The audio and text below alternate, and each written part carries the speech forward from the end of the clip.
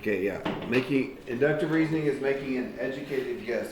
So on 63, or sorry, number 1, 63, 21, 30, or sorry, 64, 32, 16, 8, 4. What seems to be the pattern? 16, 8, 4, what's going on there? How do you get from 16 to 8 to 4? Divide by 2. Did they ask for the next two terms, or did they ask for just one? Next two numbers. So 4 divided by 2 is 2, and 2 divided by 2 is, of course, number 1 is the easy one. It says something had a rule describing. Yeah, that's okay. You kind of have to figure out the rule just to do it anyway. So the rule is it divides by 2.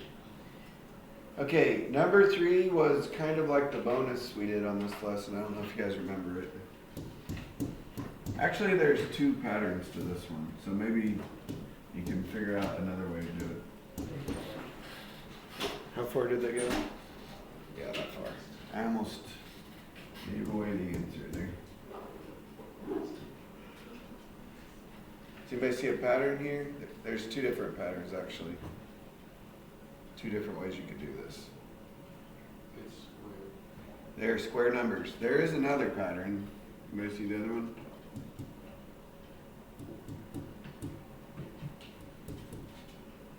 So how square numbers go? Adding to each. They're going up by increasingly larger odds. But also they're square numbers. This is 1 squared, this is 2 squared, this is 3 squared, so on. 5 squared, so 6 squared is, 7 squared is,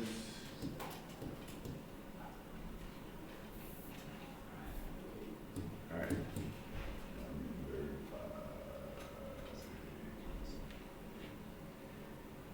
Okay, make a conjecture describing each instance. So it's more inductive reasoning.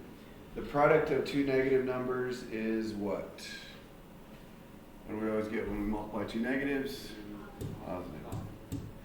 On number 4, you might actually have to try a few to make sure. You might not know number 4. So you might add a couple of even numbers together, see what you get. All right, maybe do it a few times. Number 6 and 7, give a counterexample to disprove the statement. So all you need to disprove a truth statement is one example of it not being true. That's called a counterexample. So on number 7 it says the sum of any 2 numbers is greater than either number. So usually that's true. The sum of any 2 numbers, so sum means adding, the sum is greater than any 2 numbers. Is that always true? The sum is greater than any 2 numbers that you add together. Negative numbers. Evidently it's not true because I said give a counterexample. So what would a counterexample be? Negative numbers. Right. Yeah, once you start throwing in negatives, okay, if you made these negative, is negative 9 greater than these 2? No. It's actually smaller. You could even do 7 plus negative 2, just make one of them negative, it's 5. And then it wouldn't be greater than 7. But yeah. So this is a counterexample. There are infinite counterexamples on this, but you just need one. Okay, so many logic things this chapter. Maybe stuffed too much in here. So we got a true statement, a false statement, and not a statement. So what makes something not a statement? You guys remember this? A question. If it's not true or false. Like a question is not true or false.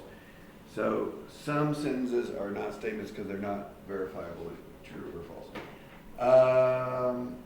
So on number 9, every triangle is a polygon. True, false, or not a statement? True. That is true. Triangles are polygons.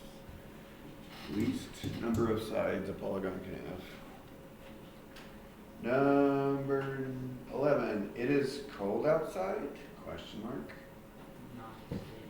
Not a statement. You guys see the video, like, I don't know, like YouTube or TikTok maybe? They were at the drive-thru and they started recording it. There was an AI running the drive-thru, and everything it said was ended as a question. So it's like, your change is $7.35. Like it went up at the end every time. Anyway.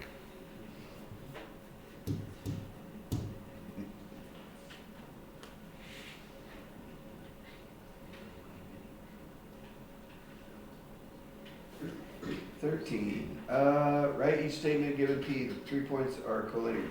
All right, what did this, so the statement is 3 points are collinear. What does this symbol mean? Not. So, it's the negation symbol. So 3 points are not collinear. What was the original statement again? 3 points are collinear. Yeah. 3 points are not collinear. You guys remember all those sentences we wrote? Does collinear have 2 ends or 1?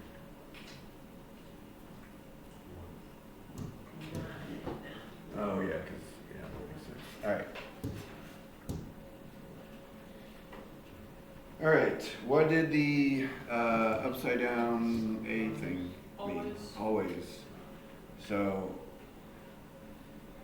you could say, throwing always into this sentence, 3 points are always collinear. Yeah, you could say that. That makes sense. You could say any 3 points are collinear. That would be another way of saying it. 3 points are always collinear. Okay, next symbol is the backwards E. What does this mean? 3 points are sometimes collinear. Sometimes 3 points are collinear. I'm trying to think of the best way to say it.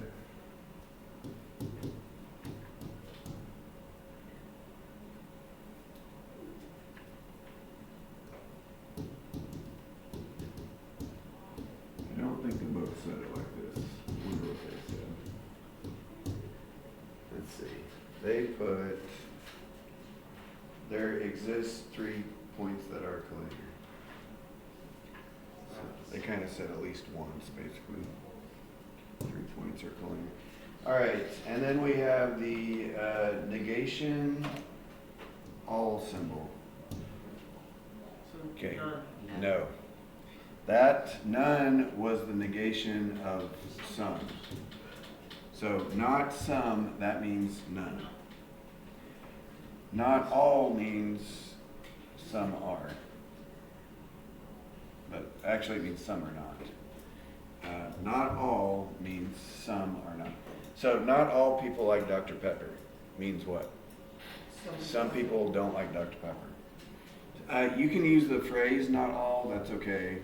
Or you can say some don't.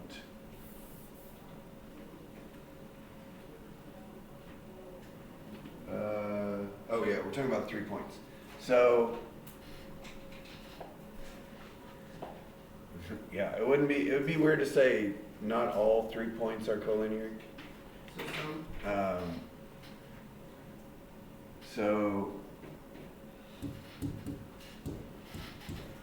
3 points are. there are some 3 points that are non-collinear.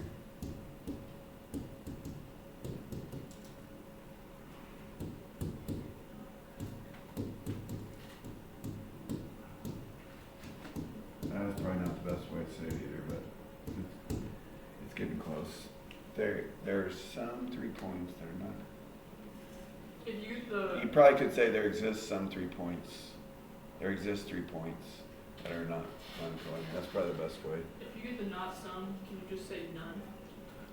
Yes, not some means none. So that happens on the even. This means none, basically. Just trying to say it in the best way possible. Good English. All right, number 15. How far should we go today? I signed a lot, so. But today is Wednesday.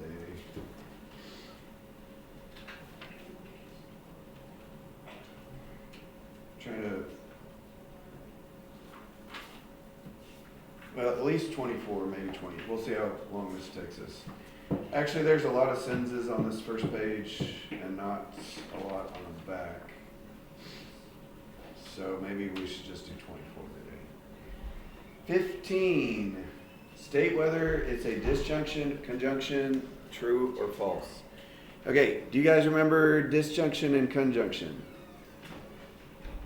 Disjunction meant or. Conjunction was and. What's a trick to remember that? Well, they're kind of in alphabetical order, right? Kind of like supplementary and complementary were in alphabetical order. Because a conjunction is and.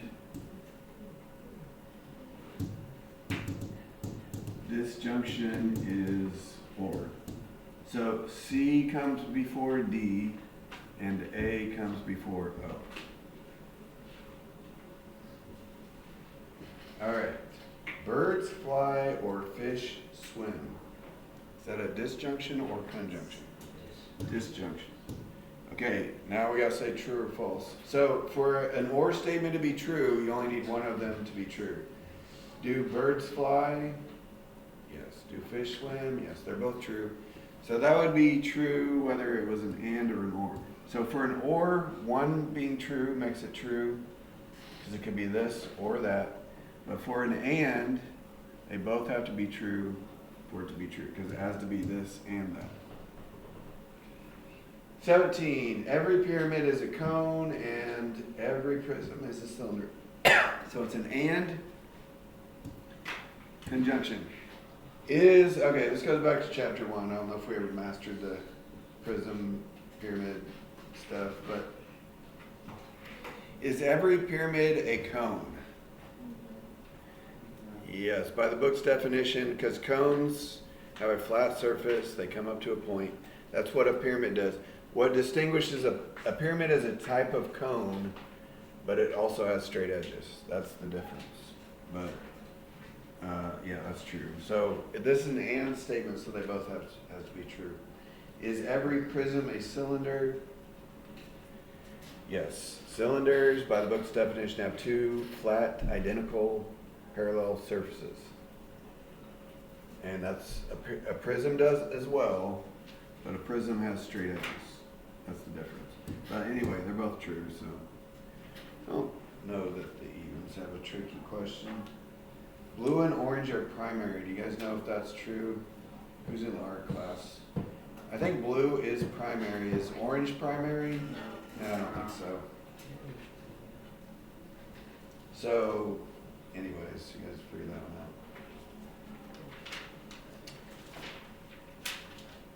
out. All right, number 19. Write in if-then form.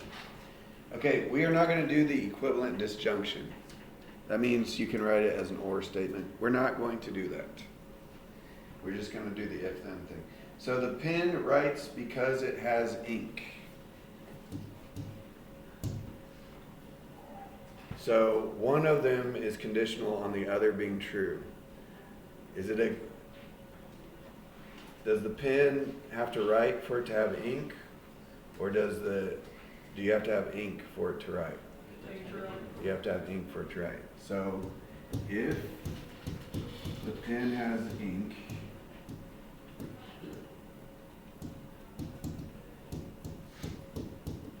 then it writes.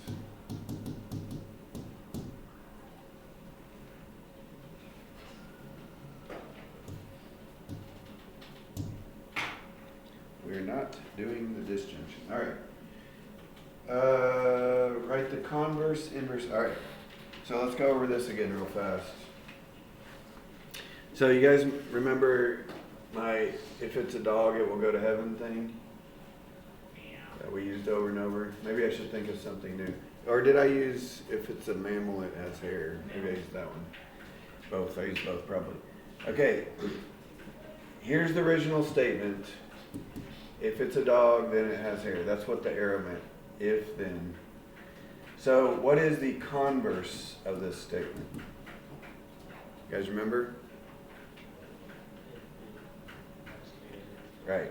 If it has hair, then it's a dog. The two parts, if it has hair, it's a mammal.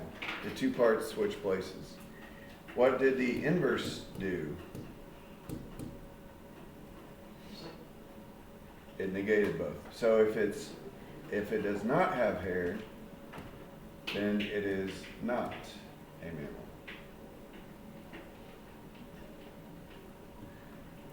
And the contrapositive, what does it do? If not A, then not B. No, it does both. It switches the order and negates them both. So if not B, then not A. So that'd be like if it's not a mammal, then it doesn't have hair. So the big word contrapositive does the most work. It switches the order and it negates both.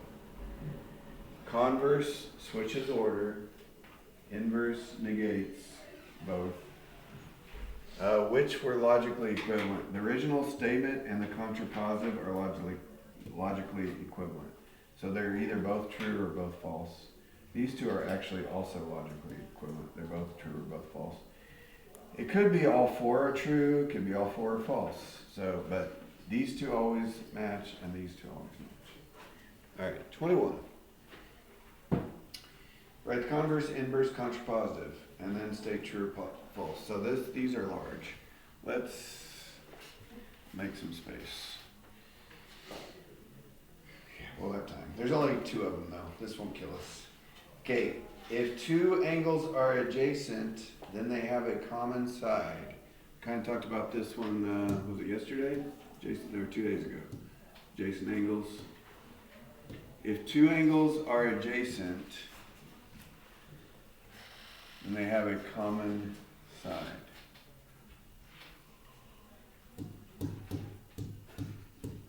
Let me shorthand that.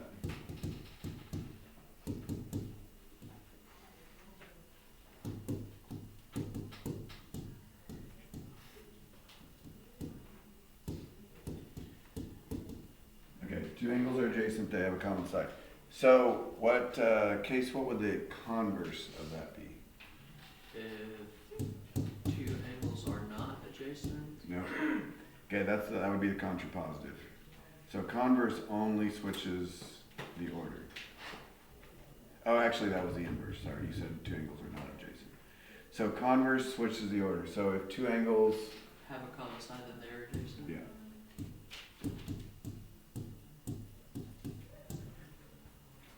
Maybe I should label this converse, probably.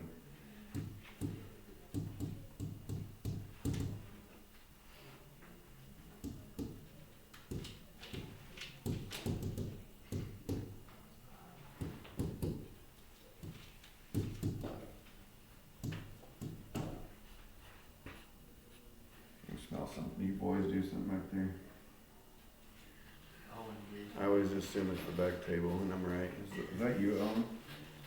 Wait, do you smell eggs? No, something not great. It smells like eggs. I think I'm ready to risk the terrorist. Some things just aren't worth it. Good grief. Oh. Oh. No way it made it all the way to the front, though. How did I just know it was the back table? Because they How usually did, are how the did it problem. make it? How did it make it to the front though? I don't know, but it did. I still It smell made it it. back here. Oh, and go check your paint.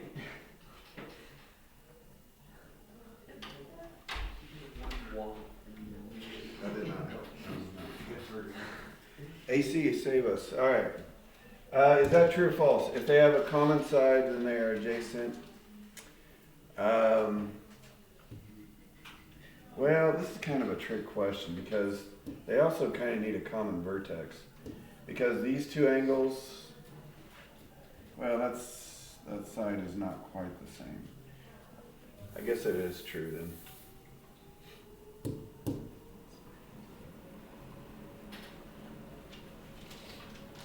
Oh no. No, they said it was false. So they did count that as a common side, but the ray is different though, so I might argue with them. That's okay.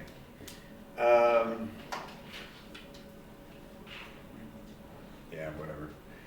Inverse. All right, somebody else. Sophia, do you remember what the inverse was?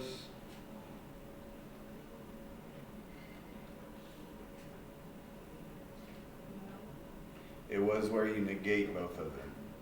So instead of saying if the angles are adjacent, we're going to say what?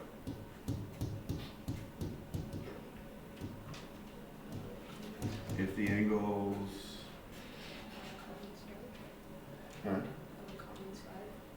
No, that was the one we just did. If the angles have a common side, then they're adjacent.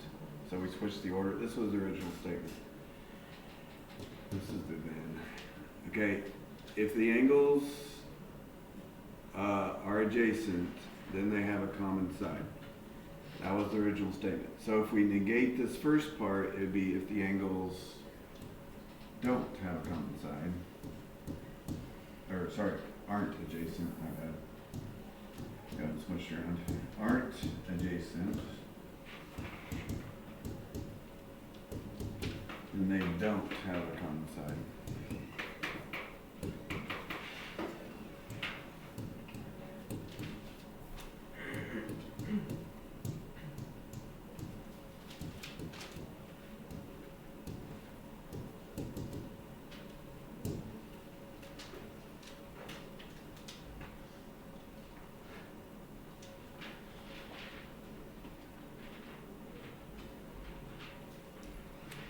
Now, the book said this one was false, I believe, but I kind of disagree. I think they are counting this as a common side, but this is a little different than that. This ray is a little bit different than this ray, so I don't feel like that is. Yeah. I don't know, it's debatable. I don't really care, I guess. All right, inverse. Contrapositive. Alright, does anybody want to try contrapositive? If two angles don't have a common side, then they aren't adjacent. Right. If not this, so you switch the order and negate. So if not this, then not that. You guys do need to have this memorized by the time we get to the test. It's not that much to it. It's just switching the order, switching the not positive to negative. Okay, so if two angles don't have a common side, then they aren't adjacent.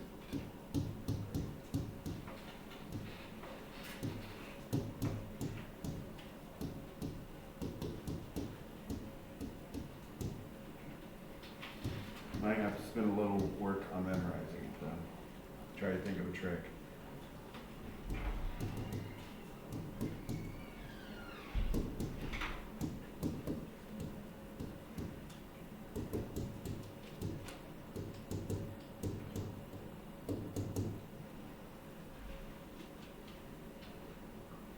There will be one of these on the test, like, write the 3 sentences.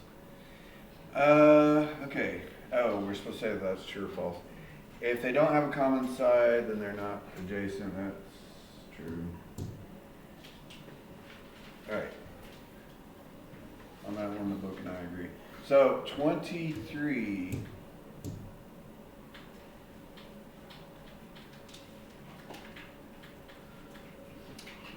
Write the converse and the biconditional. So we did converse already. The biconditional is, if you're trying to say it works both directions, it's the if and only if. You connect the two parts with if and only if. So the converse, Ken, do you remember what converse meant?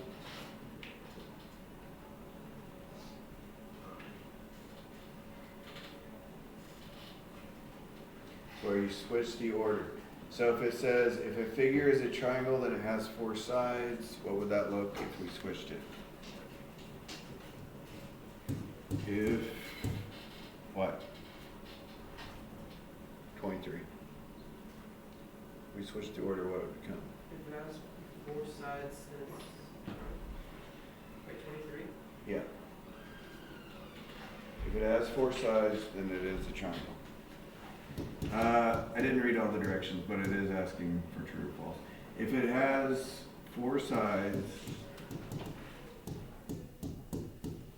then it is a triangle. Okay, biconditional. So the biconditional is where it works both the original statement and the converse. If they're both true, you can write it as a biconditional.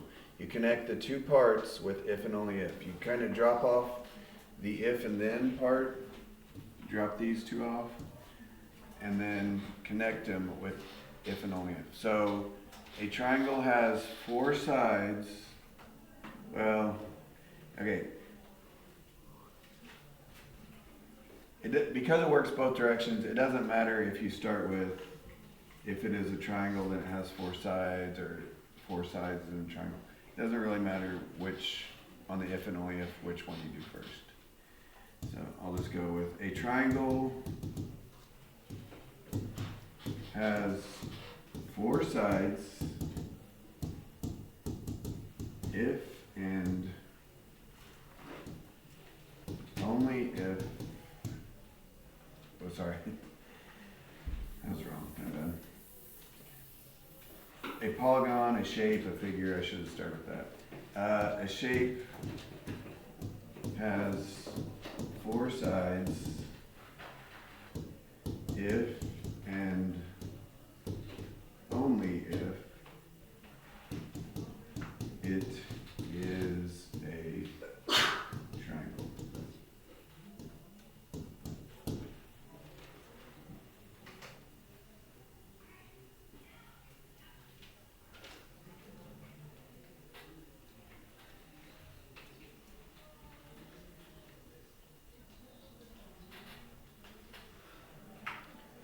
So this is kind of the key phrase.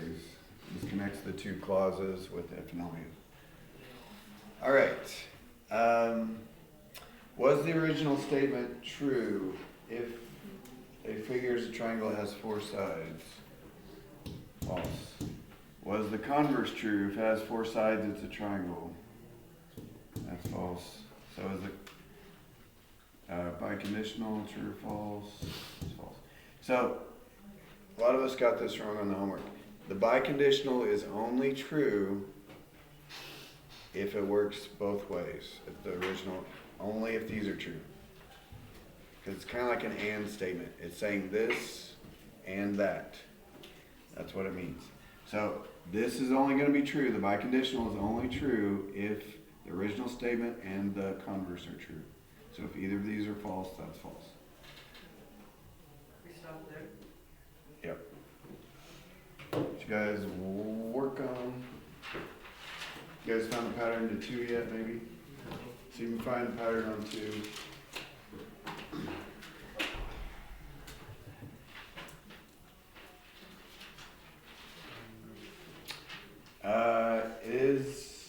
I'll give you a big hint.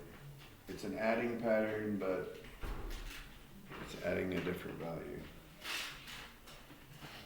Oh, well. Never mind, it's not adding. Well, we had one of these on the homework. I don't know how to make a good hint for this. I think Avery figured it out, maybe. Do you remember this one, Avery? Of course you do. You're the one who figured it out.